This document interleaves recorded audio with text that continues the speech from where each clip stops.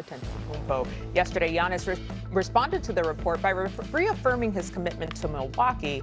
Here's what he had to say. I think I've communicated with my teammates, communicated with the people that I respect and love, that the moment that I step in on this court or in this facility, I wear this jersey, the rest does not matter. I'm locked into whatever I have in front of me. Now if in 6-7 months I change my mind, I think that's human too. You're allowed to make any decision you want, but I'm locked in. I'm locked into this team, I'm locked into these guys, to this group, and to my coaching staff and to myself. All right, and we welcome in Brian Windhorst to the show. Great to see you, Wendy. How long do you think Giannis stays in Milwaukee? He just gave you the answer to that question. He said 6 or 7 months. He didn't just pull that number out of thin air. He thought very carefully about how long it was until the end of the season. And what he basically said there is, I'm going to give it another evaluation at the end of the season. And look, Giannis said yesterday what he had to say. He's starting the season with the Milwaukee Bucks. He made that decision over the summer.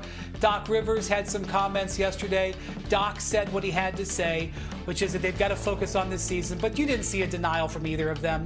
The Knicks and the Bucks certainly talked in August, and I'm going to say, if you look at the big picture, it's a little bit disconcerting if I'm the Bucks that I made this crazy maneuver in July, waiving Dame Lillard and then signing Miles Turner, both of them $100 million maneuvers.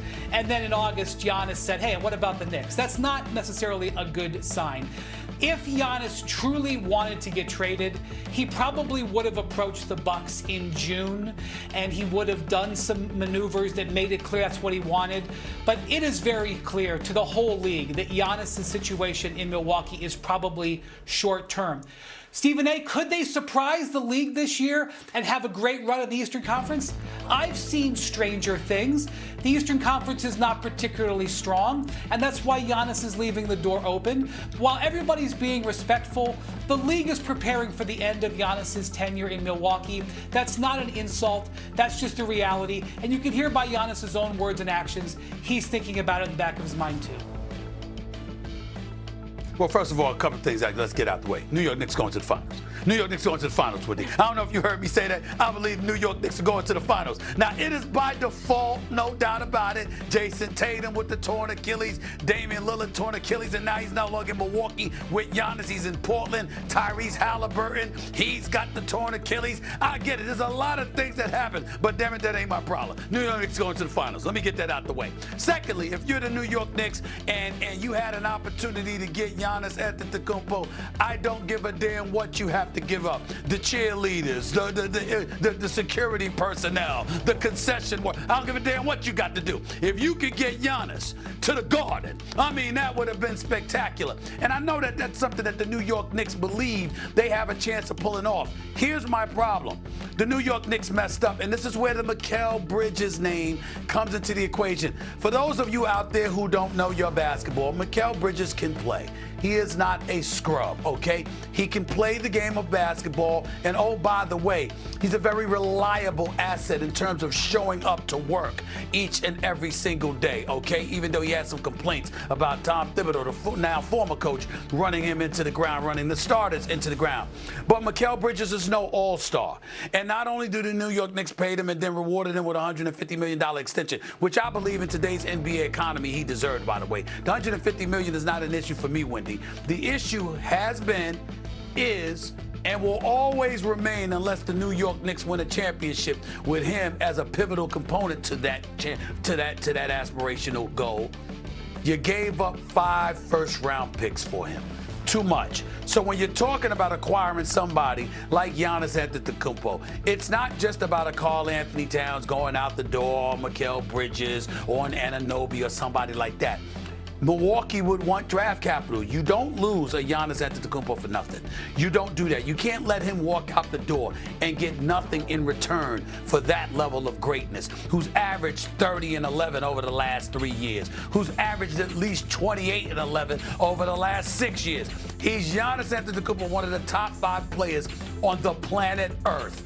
This is who he is. And if you have an opportunity to get him, you have to explore it, you have to pursue it, and you have to pursue it with rigor. And the belief is that that's a place he would want to be. Not Los Angeles, okay? It would be New York, maybe even Boston, but definitely New York. So I appreciate Giannis, who's a real one, who's not a phony, who doesn't double talk, he doesn't do anything. He's been very authentic. He's looking at a Milwaukee Bucks squad, and he's saying, this is an organization that drafted me, that believed in me, that has been very good to me, that helped me capture a championship because they got me the assets that I needed in the past. But since that time, I've gone to a semifinals, and other than that, I've been bounced out of the postseason, at least 2 times, 3 times. So that's what he's faced with now, and looking at what they're going to be able to do. A Cole Anthony is there, Miles Turner is there, a Kevin Porter Jr. is there, stuff like that. That's not going to win you championships. So he's looking at the Milwaukee Bucks and saying,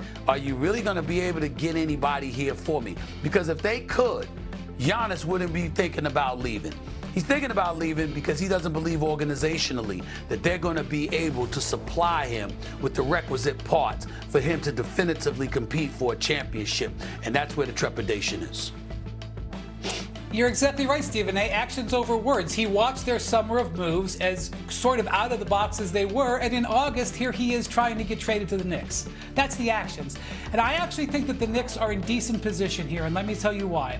Because the Bucks do not control their draft for the next 5 years. They're still paying off the debt from building that championship team and those championship contenders. So if the Bucks ever reach a position where they feel like they have to trade Giannis, they can't tank. They don't control their draft. So if you're going to make a Giannis trade, it's probably going to be a player-based trade.